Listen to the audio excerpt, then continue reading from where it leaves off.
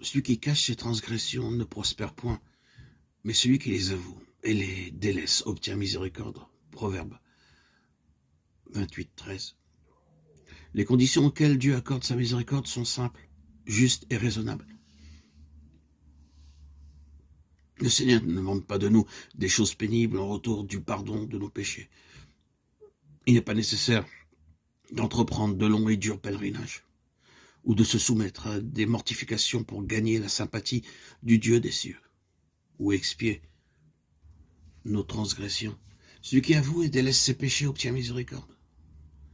Confessez donc vos péchés les uns aux autres et priez les uns pour les autres, afin que vous soyez guéris, dit l'apôtre Jacques 5, 16.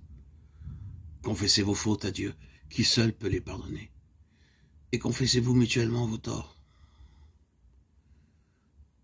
Si vous avez offensé votre ami ou votre prochain, votre devoir est de le reconnaître et le leur de vous pardonner. Vous devez ensuite rechercher le pardon divin, parce que le frère que vous avez blessé est la propriété de Dieu. En l'offensant, vous avez péché contre son Créateur et Rédempteur.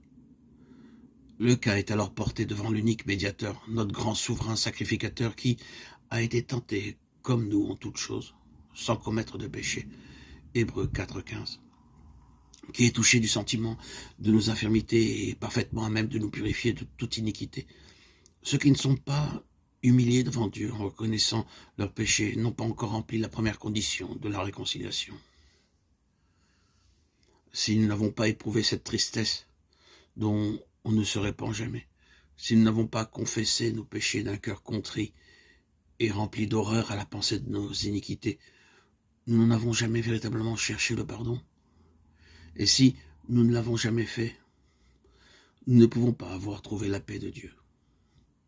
L'unique raison pour laquelle nous n'avons pas le pardon de nos péchés passés, c'est que nous ne voulons pas nous humilier et nous conformer aux conditions de la parole de vérité. Des directives expresses nous sont données à ce sujet. La confession des péchés, qu'elle soit publique ou particulière, doit être franche et cordiale.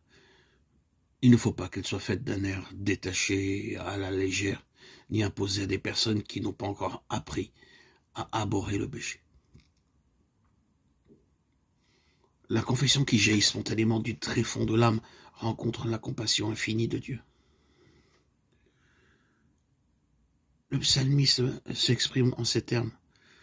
L'Éternel est près de ceux qui ont le cœur brisé, et il sauve ceux qui ont l'esprit dans l'abattement. Psaume 34, 19.